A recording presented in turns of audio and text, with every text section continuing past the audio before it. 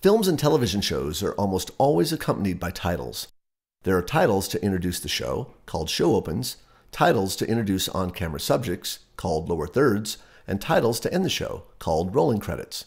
Final Cut Pro 10 has some amazing new text tools for not only generating on-screen text, but also for generating dynamic movement. As you'll discover in this lesson, the days of laboriously animating your text with keyframes are over.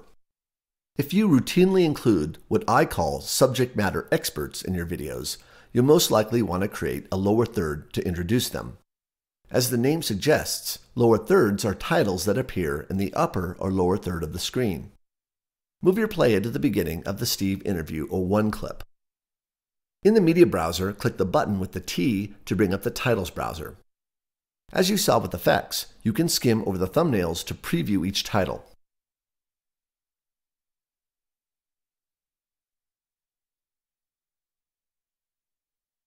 If it isn't revealed already, click the button to reveal the title themes, then click the lower thirds category. Locate the formal thumbnail, then double-click to add this title as a connected clip above the primary storyline. Move your playhead over the clip to see how the title looks over the video. What's particularly funny to me is that this lower thirds color palette happens to match the accent of Steve's uniform perfectly. Double-click the top line of the text and type out Steve Waller. Press Command 4 to reveal the inspector. Click the Text button, then click on the Line 1 font pop-up to reveal all the fonts installed on your Mac. As you move your mouse pointer over the font list, the text updates in the viewer so you can preview how the text looks with your video. I'm going to choose Gaz, but feel free to choose whatever font you like. I'll enter 100 for the text size and press Return. To move the line up to accommodate its larger point size, drag the baseline slider to the right. With this particular font and size, a baseline of around 40 works well to create some separation between the two lines. Let's also left justify the text by clicking on the left alignment button. To give the text some contrast from the white background, we'll add an outline and drop shadow. Enable the outline group, then choose black from the color palette. Scroll down and enable the drop shadow group and set the opacity to 50. Press the Tab key to move the cursor to the next field, then enter 5 for the blur amount. Then press Tab again and enter 25 for the shadow distance and press Return. We now have a nice separation between the text and the background. Now double-click on the second line of text and type out the South. In the inspector, click the left alignment button to align it with the top line of the text. Let's play our lower third back to see how it works.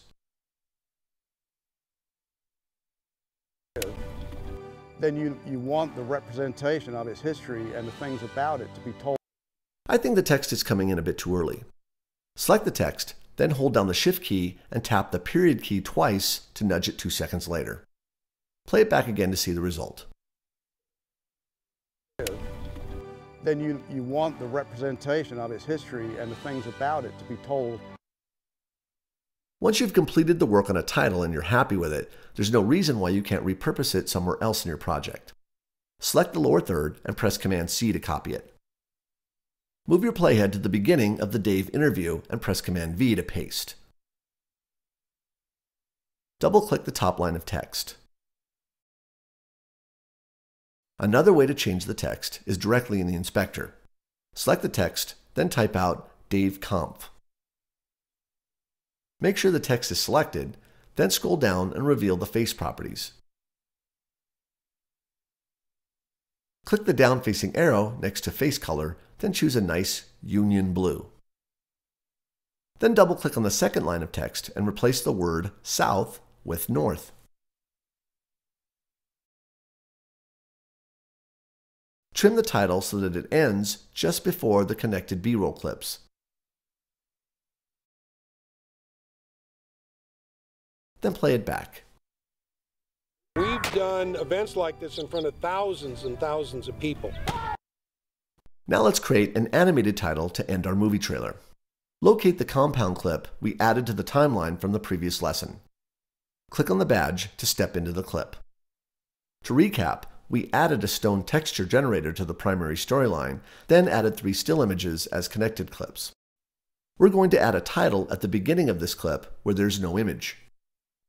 Also, let's disable the stone generator so we won't be distracted by the background when we're working with our text. Select the clip, then press V. Press Home to move the playhead to the beginning of the project. In the Titles browser, click the Build In-Out category. The titles that appear in this category are animated text elements that animate in and animate out. For example, by skimming over the blur thumbnail, you can see in the viewer that this title does a soft focus blur in, then does a soft focus blur out. Scroll down to preview a few more. Some of them, like this one called Fade, is very subtle and it's quite nice. As I mentioned in the previous lesson, all of these titles were initially created in Apple's Motion and can be modified using the published parameters in the inspector. While these stock titles produce some interesting effects, I generally prefer to create my own custom title animations. Locate the thumbnail labeled Custom, then double-click it to connect it to the primary storyline. Play back the title to get a sense of the timing.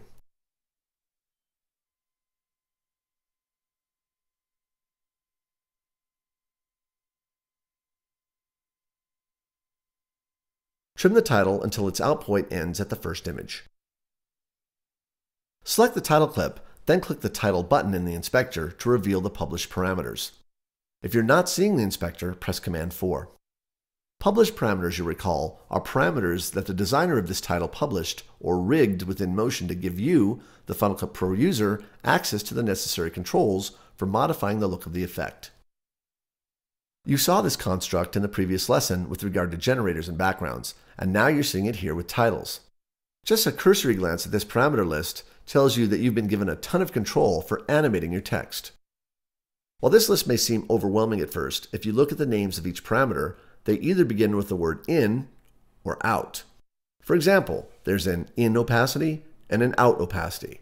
There's an in rotation and an out rotation, and so on. This tells you that for any title animation, you're simply controlling the title's entrance and exit. Since I want a straight cut of the title coming in, let's focus on changing only the out parameters. We'll start by changing the out blur. Drag the slider all the way to the right. The goal is to have the title blur out by the end of the title. However, don't attempt to play back the title just yet, as there are a few more parameters we need to set in order for the title to do what we intend. Click the pop-up next to Out Sequencing. You can think of sequencing as the order by which any parameters are applied. By default, the sequencing is set for 2, which means that any parameter you have changed, like the out blur, will animate to the value set for any out parameters. So in this case, the blur will exit to a value of 10. Just below out sequencing is a parameter labeled out unit size, which controls how the animation is applied to the text.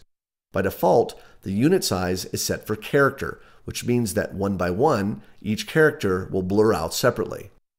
Using your playhead, scrub over the title and notice that each successive character blurs out before the next one.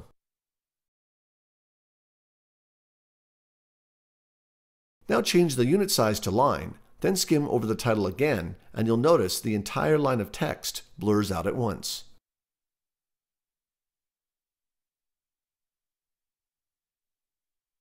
Another important parameter is the out duration at the bottom of the inspector. This parameter controls how long it takes for the title to resolve off the screen. The parameter range is from 5 to 60 frames. For the fade out, I generally prefer a longer duration. Enter a value of 50 and press Return. Play the title back to see how it looks so far.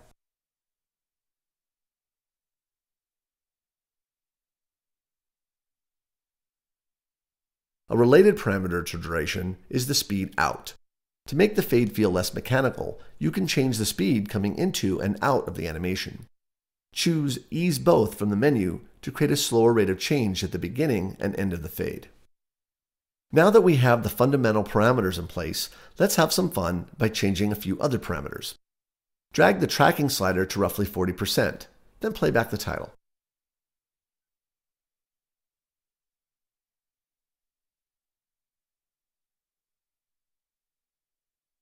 With only a few clicks of the mouse, we have an entirely different look. These published parameter controls are truly amazing in that they give you the power to change your text animations almost as fast as you can think of them. This is exactly how animation should be, and you won't be missing keyframes anytime soon. If you want to reset a single parameter, click the down-facing arrow at the far right of the parameter name and choose Reset Parameter from the menu. You can also reset all the parameters by clicking the global reset arrow in the upper right of the inspector. Take a few moments to play with these parameters until you're comfortable with how they all relate to each other to produce the animation you want. Let's do a quick fade out on the title. With the clip selected, press Ctrl V, open the opacity bar, then drag out a fade. Play the title back to see how it looks.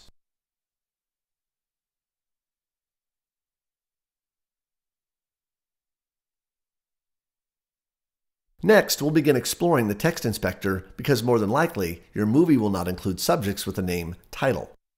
To change the text, highlight it as you would text in a word processor, then begin typing. Enter Weekend Warriors.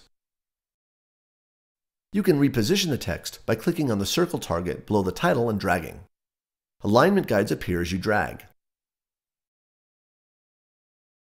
To change the text properties, click the text button in the inspector. Choose whatever font you like. I'm going to choose one called Gaz to keep visual consistency with the lower third titles we created earlier. Enter a value of 150 in the type size field and press return. Let's enable the background clip so we can see how the text looks against it.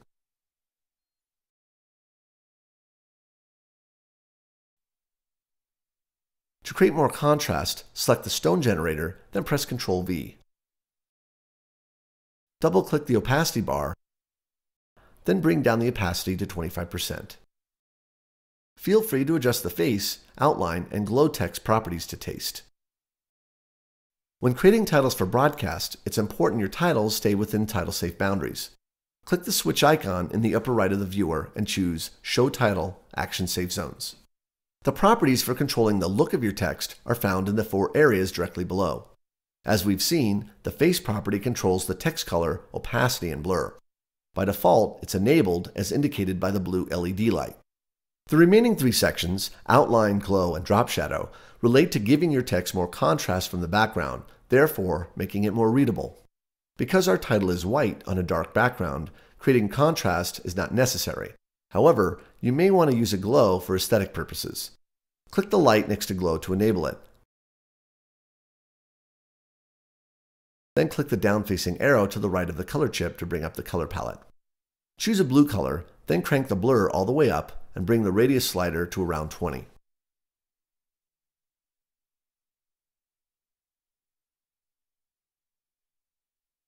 To see this composite clip in the parent project, press Command left bracket.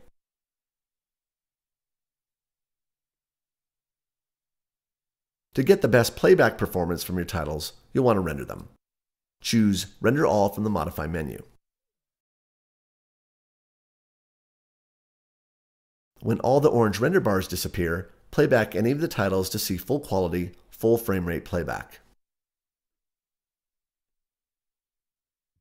We've done events like this in front of thousands and thousands of people. For them, then you want the representation of its history and the things about it to be told